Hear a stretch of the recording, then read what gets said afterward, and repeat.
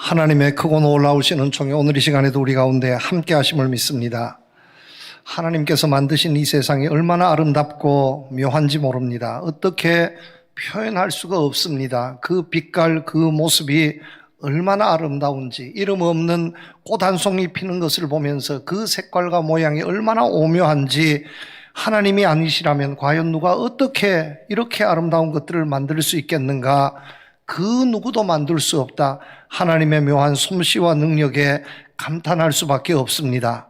이런 하나님의 만드심, 하나님의 만져주심을 우리는 봄이 올 때마다, 봄을 맞이할 때마다 느끼지 않을 수 없습니다. 이 계절을 우리가 지금 살고 있습니다.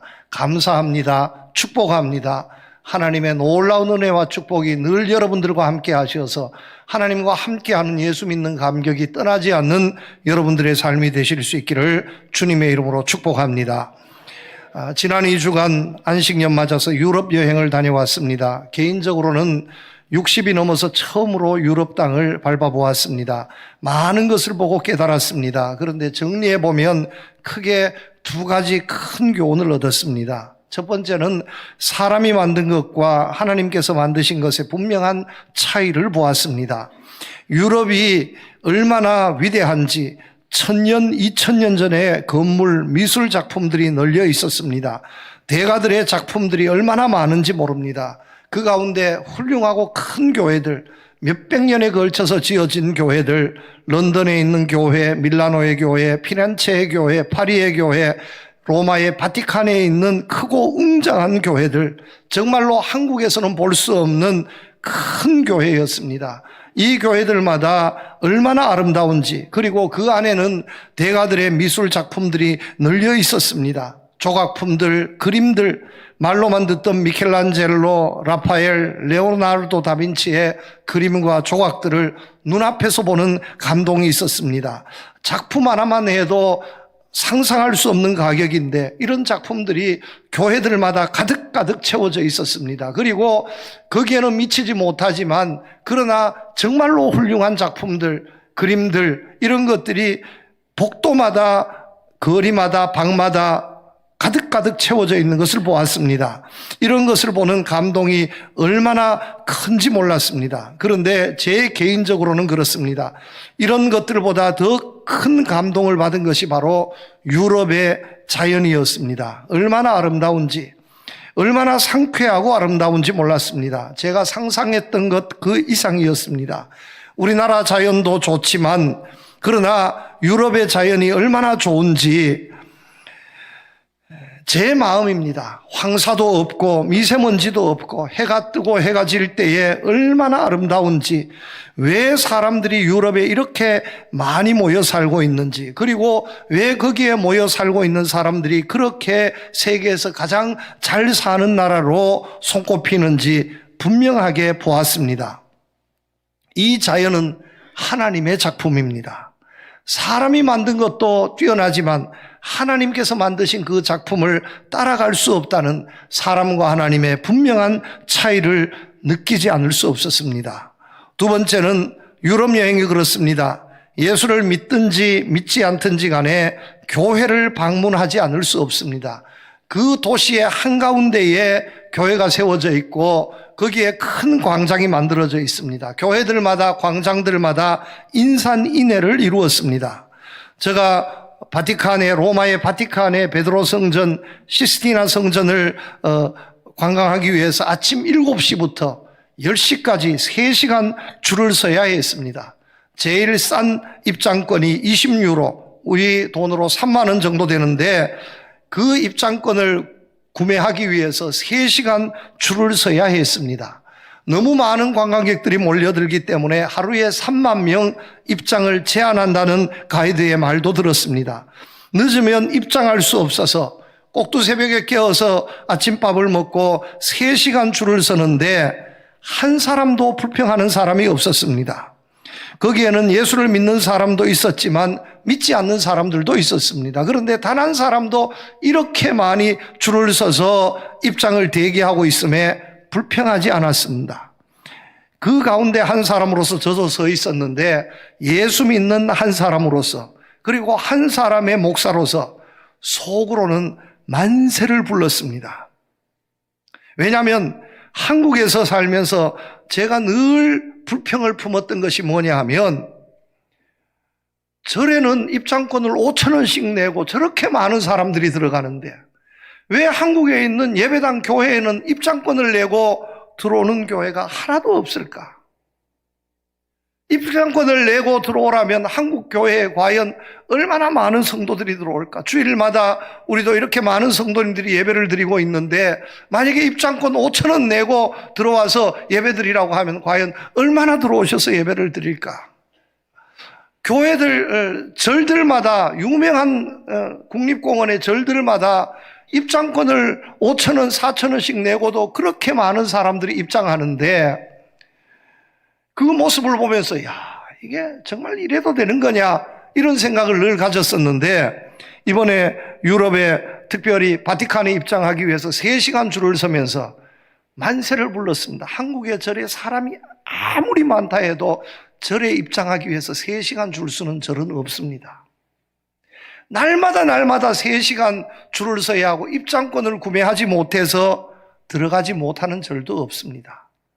5,000원 내는 것 가지고 일했는데 3만 원을 내고 입장하는데도 불평하는 사람이 한 사람도 없었습니다. 정말 상처받은 자존심이 많이 회복이 됐습니다. 야, 이래서 과연 교회구나. 이래서 우리가 예수 믿어야 하는구나.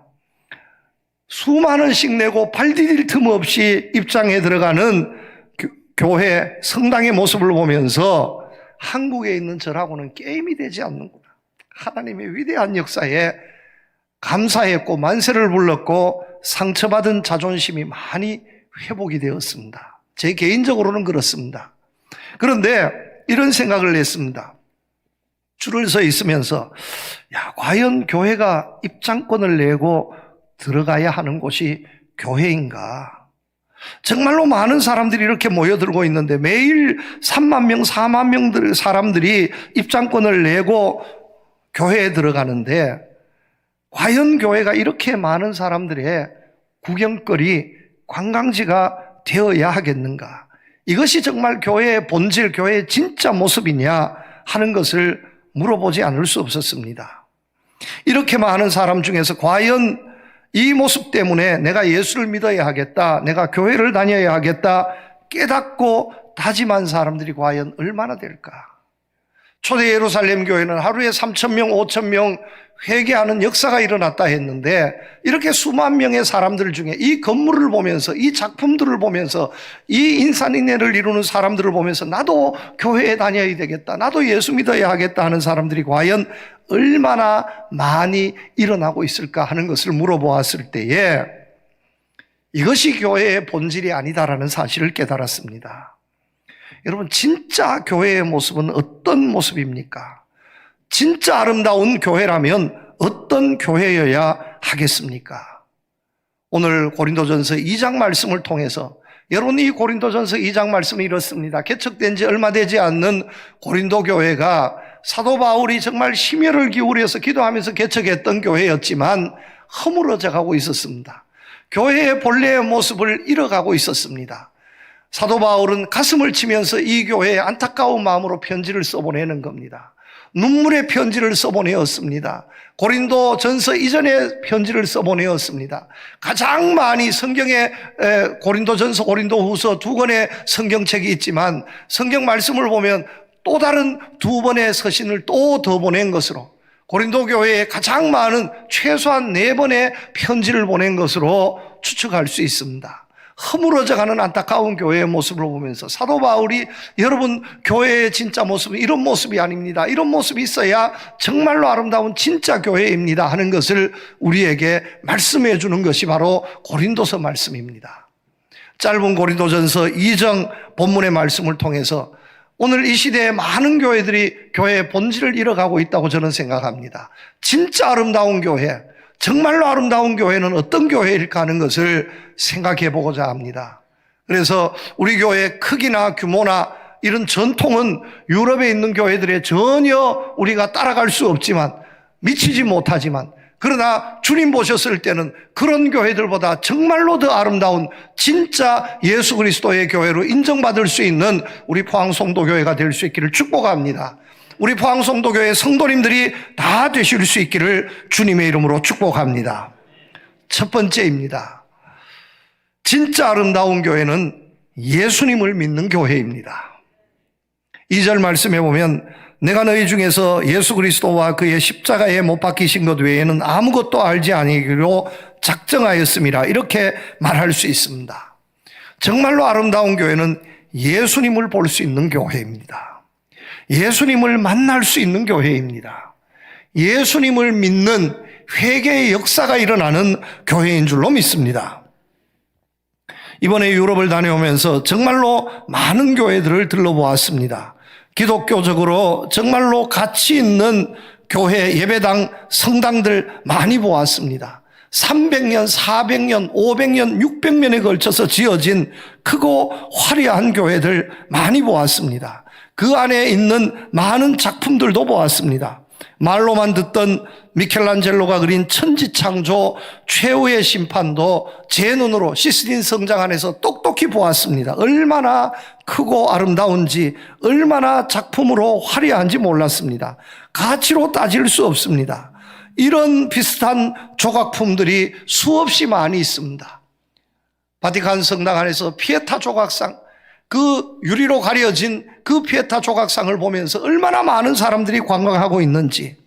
그런데 여러분, 교회는 이런 것을 보여주기 위한 것이 아니지 않습니까?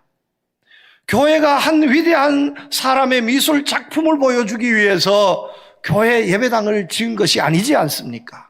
아무리 그 사람이 탁월한 조각가라 할지라도 그 작품 가격으로 치면 수천 아니면 수조 원이 넘는 그런 조각 작품이라 할지라도 그 조각 작품을 보여주기 위해서 예배당이 지어진 것은 아니지 않습니까? 이런 것이 하나도 없어도 천지창조를 보여줄 수 없고 또 최후의 심판을 보여줄 수 없어도 피에타 동상을 보여줄 수는 없어도 예수님을 보여줄 수 있는 교회가 진짜 교회인 줄로 믿습니다. 그래서 종교개혁자들은 예배당 안에서 모든 성화 작품을 싹 치워버렸습니다. 예배당 안에서 모든 그림들, 모든 조각품들을 다 치워버렸습니다. 그래서 구교 천주교회에 가면 많은 조각품들이 장식이 되어 있지만 개신교회 예배당 안에 들어오면 이런 성화, 이런 조각품들을 쉽게 볼 수 없습니다. 왜냐하면 그런 것들이 앞서서 예수님을 보는 것을 막을 수 있기에 아무리 위대한 건물, 미술품이라 해도 예수님을 보여줄 수 없다면, 예수님을 만나게 할 수 없다면, 예수님을 믿게 할 수 없다면 진짜 교회가 될 수 없기에 그런 것들을 다 치워버렸다는 말씀입니다. 여러분, 교회가 왜 존재하는 것입니까? 예수님 때문이 아니겠습니까? 예수님을 보여주고 예수님을 만나게 하고 예수님을 믿게 하는 교회, 이것이 진짜 아름다운 교회가 아니겠습니까? 오늘 예수님을 인정하지 않는 사람들이 얼마나 이 세상에 많은지 모릅니다. 예수님을 인정하지 않으니 예수님을 믿을 수도 없습니다.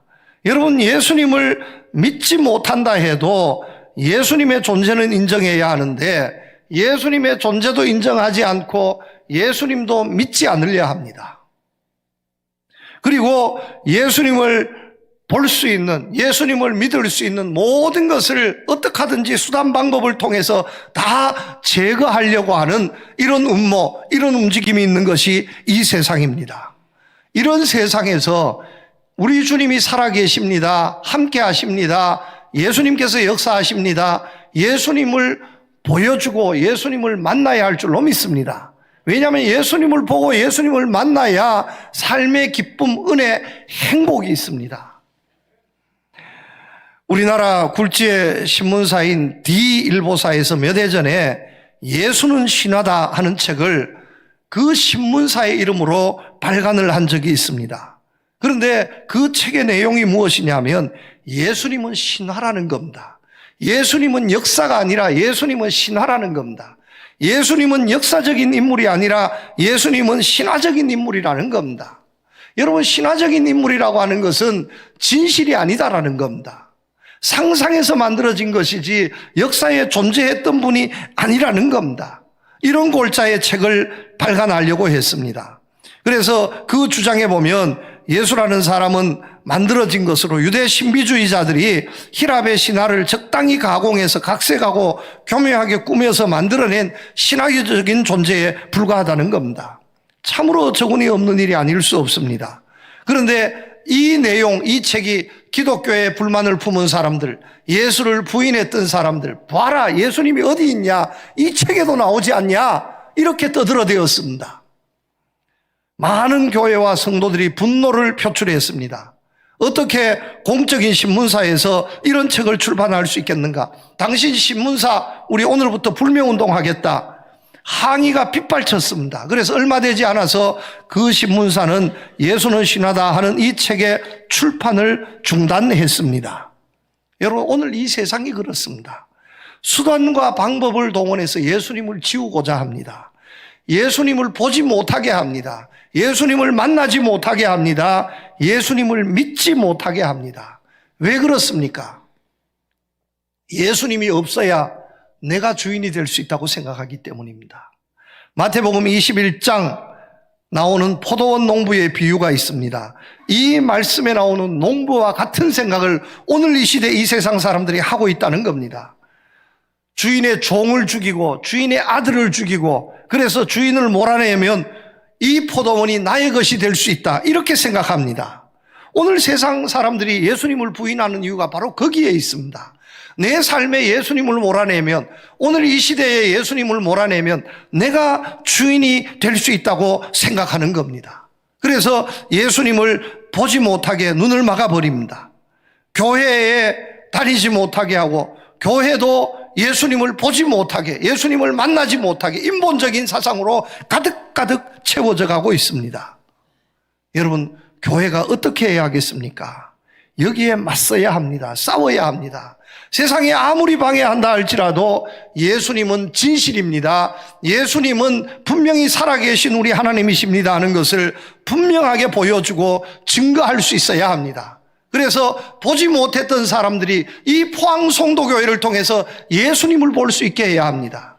예수님을 만날 수 있게 해야 하고 예수님을 믿을 수 있게 해야 합니다. 이 교회가 진짜 아름다운 교회인 줄로 믿습니다.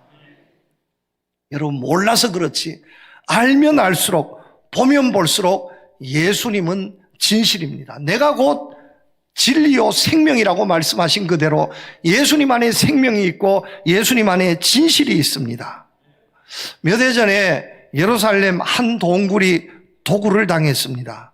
이 도굴된 물품 중에서 한 개인이 구입해서 은밀하게 보관하고 있던 작은 유골함이 하나 있었습니다. 길이 50cm 되는 크지 않는 작은 유골함이었습니다. 그런데 이 유골함이 세상에 공개가 되었습니다.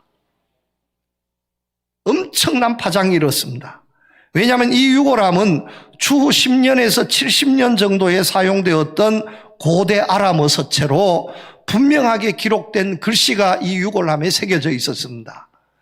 고대 아람어 하면 예수님 당시에 쓰여졌던 통상, 팔레스틴 지방에 사용되었던 통상 언어입니다.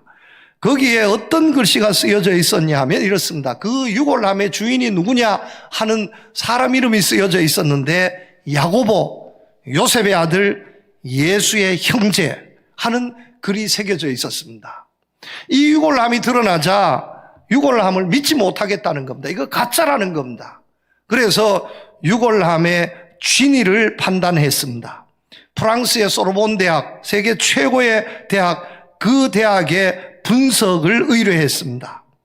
그 분석해 보니까 이런 결과가 나왔습니다. 명문 외에는 아무런 유기물질이 발견되지 않아 방사성 탄소 연대 측정이 불가능하지만 이 석회석 유골함이 주전 1세기와 주후 1세기께 유대인들 매장에 사용된 것과 아주 유사한 데다 글의 형태와 서체로 봐서 주후 70년 로마군에 의해서 예루살렘 성전이 파괴되기 이전에 만들어진 것이 분명하다 하는 판정을 받았습니다.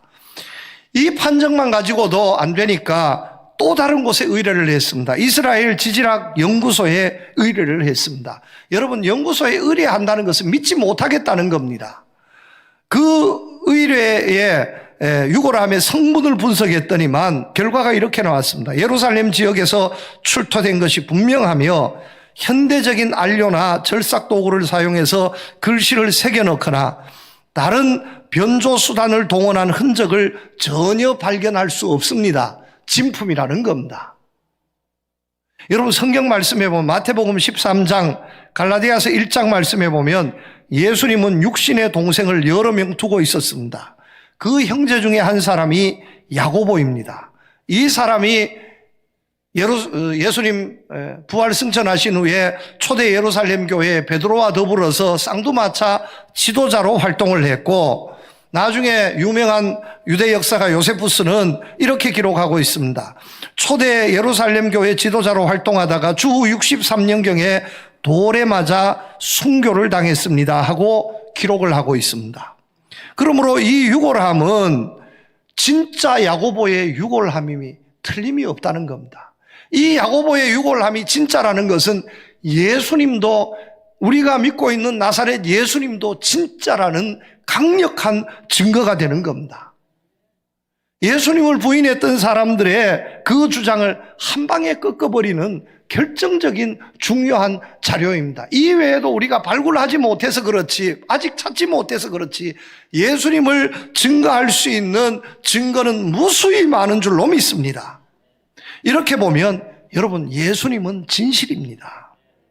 예수님은 역사입니다. 예수님은 현재입니다. 오늘도 이 예수님을 부인하는 사람들이 세상에 얼마나 많습니까? 이런 사람들에게 아닙니다, 여러분. 예수님은 분명히 살아계십니다. 어디 있습니까? 여기 오십시오. 예수님을 보여줄 수 있는, 사람을 보여주고 건물을 보여주는 교회가 아니라 예수님을 보여주고 예수님을 만나게 하고 예수님을 믿게 할 수 있는 우리 교회가 진짜 아름다운 교회인 줄로 믿습니다. 우리 포항송도교회가 이런 예수님과 함께하는, 예수님을 보여줄 수 있는 교회가 될 수 있기를 주님의 이름으로 축복합니다. 두 번째 교훈입니다. 예수님을 보여줄 수 있는 교회가 되어야 합니까? 그렇다면 예수님을 보여주는 것에서 그치는 것이 아니라 예수님 중심의 교회가 되어야 합니다. 우리 교회는 예수 그리스도의 교회입니다. 예수 교회입니다. 오늘날 많은 교회들이 참으로 안타까운 형편에 처해 있는 것을 보는데, 그 가장 큰 원인이 무엇이냐 하면 누가 교회의 주인이냐, 누가 교회의 중심이냐, 이것을 놓고 갈등하고 다툼을 벌이는 데 있습니다.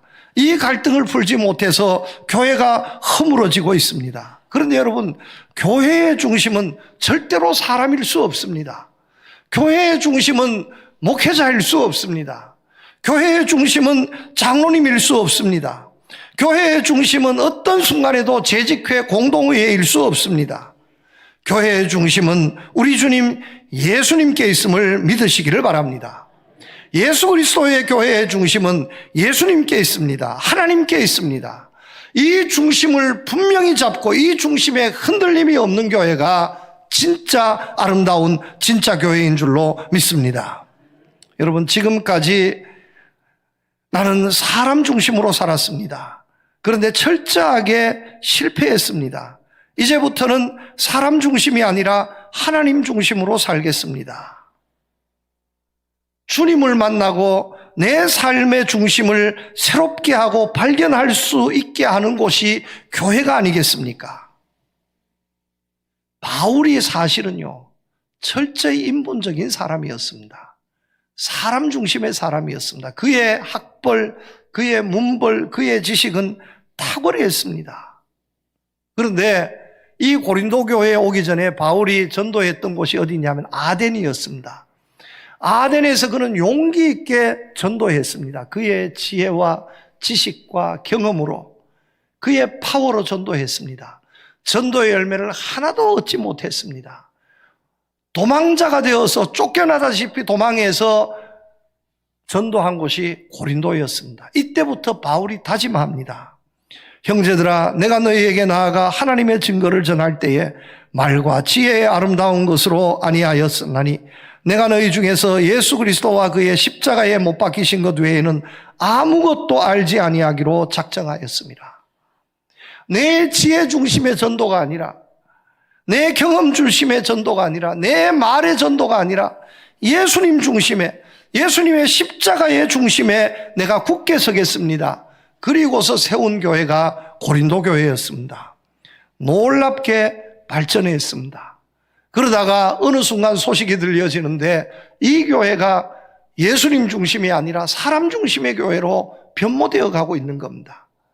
게바파가 생기고 아볼로파가 생기고 바울파가 생기고 사람 중심으로 사분 오열되어서 나는 누구에게 세례받았다, 나는 바울에게 받았다, 나는 베드로에게 받았다, 나는 아볼로에게 받았다, 나는 누구 파다. 아니, 교회에 무슨 파가 있습니까? 우리 모두 다 예수 믿는 사람입니다. 물론 교회에 사람들이 많이 모이기에 사람의 지혜, 사람의 경험, 사람의 능력이 전혀 무관하게 될 수는 없습니다. 그러나 그 사람의 능력, 지혜, 경험도 예수님 중심에 세워질 때에 그 지혜, 능력이 힘을 발하게 될 줄로 믿습니다. 그런데 그 모든 것이 예수님 중심이 되지 않고 예수님은 언저리로 몰려나고 사람의 지혜가 중심이 되고 말이 중심이 되고 경험이 중심이 되면 결국에는 허물어질 수밖에 없다는 겁니다. 바울의 다짐을 고백하면서 이 교회가 여러분 예수님 중심으로 거듭나야 합니다. 예수님 중심의 교회가 되어야 합니다. 다 내려놓으십시오. 인간적인 연을 내려놓으십시오. 내 모든 것을 내려놓으십시오. 주님만 바라보시고 주님 중심으로 거듭나야 합니다. 그래야 진짜 교회가 될 수 있습니다. 갈등이 사라집니다. 분열이 사라집니다. 다툼이 사라집니다. 정말 주님 주시는 기쁨이 있습니다. 여러분들의 삶 또한 마찬가지입니다. 예수님 중심으로 살아야 합니다. 여러분들이 가지고 있던 모든 것들 다 내려놓고 이제부터는 주님만 보고 주님만 따라가십시오. 그래야 잃어버렸던 기쁨, 은혜, 평강을 얻을 수 있습니다. 여러분, 이 말씀을 지금 전하고 있는 겁니다. 우리 교회가 이런 교회가 될 수 있기를 축복합니다. 예수님 중심으로 살아야 합니다. 예수님 중심의 교회가 되어야 합니다. 모든 것은 내려놓아야 합니다. 주님밖에 없습니다. 주님이 중심이 되어서 기둥이 되고 변함없이 우리의 자리를 지키고 있을 때에 어떤 불안, 어떤 소용돌이가 몰아쳐도 흔들림 없습니다. 왜냐하면 주님은 변치 않는 우리 주님이시기 때문입니다. 요한 웨슬레 목사님, 감리교를 창시했던 요한 웨슬레 목사님의 일화입니다. 어느 날 깊이 기도드리는 가운데 환상을 보았습니다. 천국에 들어가게 되었습니다.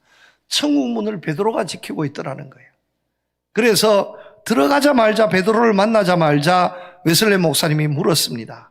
먼저 돌아가신 분, 감리교 운동 웨슬레 목사님과 열심히 하던 분들, 그분들을 만나고 싶어서 그분들이 지금 어디에 있습니까? 그분들이 지금 천국에 들어와 있습니까? 아니, 나하고 같이 감리교 운동을 했던 분들이 다 지금 어디에 있습니까? 하고 물어보았더니만 이 사도가 명부를 열심히 뒤적뒤적 하더니만 그런데 웨슬레 목사님, 감리교인은 여기에 하나도 없습니다. 그러더라는 거예요. 그래서 깜짝 놀랐습니다. 아니, 그러면 내가 실패했습니까?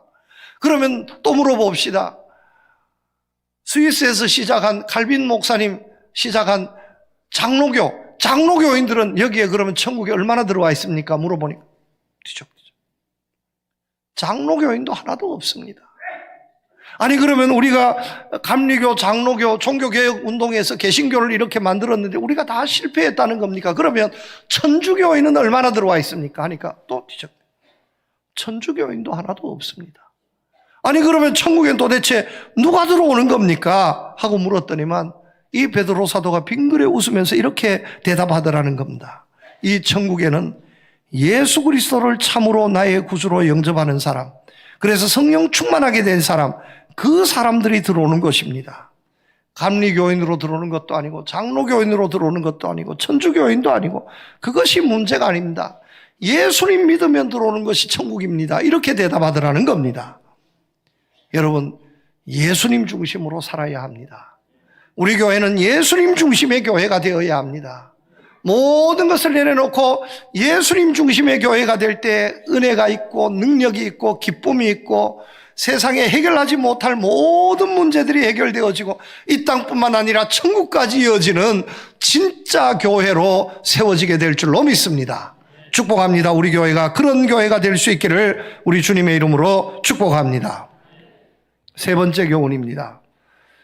이렇게 예수님의 모습을 볼 수 있고 예수님을 만날 수 있고 예수님 중심으로 든든히 세워진 교회가 된다면 반드시 성령 충만한, 능력 충만한, 파워 있는, 힘 있는 교회로 세워지게 될 줄로 믿습니다. 3절에서 5절 말씀해 보면 내가 너희 가운데 거할 때에 약하고 두려워하고 심히 떨었노라. 내 말과 내 전도함이 설득력 있는 지혜의 말로 하지 아니하고 다만 성령의 나타나심과 능력으로 하여 너희 믿음이 사람의 지혜에 있지 아니하고 다만 하나님의 능력에 있게 하려 하였노라. 인간적으로 보면 약하고 두렵고 떨릴 수밖에 없습니다. 그러나 하나님 함께 하시면 정말로 세상이 감당할 수 없는 파워, 능력과 힘이 있게 될 줄로 믿습니다. 여러분, 힘 있는 교회, 성령이 함께하는 교회, 세상에 어떤 도발, 어떤 도전이 있어도 능히 깨트리고 감당하고 이겨낼 수 있는 파워 있는 교회, 힘 있는 교회가 진짜 교회인 줄로 믿습니다. 세상의 힘이 아닙니다. 성령의 능력입니다. 힘 있는 성도, 힘 있는 교회가 될 수 있기를 축복합니다. 어떻게 그럴 수 있습니까? 성령이 역사하시면, 성령의 역사에서 하나님이 함께 하시면 세상이 감당할 수 없는, 내가 상상할 수 없었던 힘이 내게 용솟음치게 될 줄로 믿습니다. 여러분, 어떻게 다윗이 골리앗을 이길 수 있겠습니까? 어떻게 다윗이 골리앗을 이길 수 있습니까? 어떻게 모세가 바로를 이길 수 있겠습니까? 자연인 모세는 결단코 바로를 이길 수 없습니다. 소년 다윗, 자연인 소년 다윗은 결단코 골리앗을 이길 수 없습니다. 그런데 하나님이 함께 하시니, 하나님이 함께 하시니 골리앗을 이길 수 있었습니다. 하나님의 지팡이를 손에 잡고 나아가니 바로도 꼼짝할 수 없었습니다. 여러분, 이런 능력이 주의 교회에 있음을 믿으시기를 바랍니다. 믿는 자에게는 능치 못함이 없다 했습니다. 오늘도 우리에게 힘과 능력을 더해 주시는 우리 주님이 이곳에서 우리 가운데 역사하심을 믿습니다. 여러분, 축복합니다. 세상에 어떤 형편이 있을지 모르지만 오늘 이 시간 이 예배를 통해서, 아니 여러분들이 주의 교회를 들어올 때마다 주님을 만나시고 또 주님 중심으로 살겠습니다 다짐하는 가운데에 세상이 감당할 수 없는 힘 있는, 파워 있는, 능력 있는 사람들로 거듭나시기를 주님의 이름으로 축복합니다. 어디에서 무슨 일을 해도 능히 감당할 수 없습니다. 능히 감당할 수 있습니다. 결단코 사람이 나를 깔볼 수 없습니다. 어디에서 그런 힘이 나왔는지, 어디에서 그런 권세가 나왔는지, 야, 상상할 수 없다 하는 이런 학문으로도 돈으로도 권세로도 얻을 수 없는 이런 파워, 이런 능력을 주님을 통해서 얻어서 세상에 약한 사람이 아니라 힘 있는 사람, 세상에 능력 없는 사람이 아니라 능력 있는 사람으로 살아가는 여러분들 다 되실 수 있기를 주님의 이름으로 축복합니다. 진짜 교회는 이런 능력을 선물할 수 있는 교회인 줄로 믿습니다.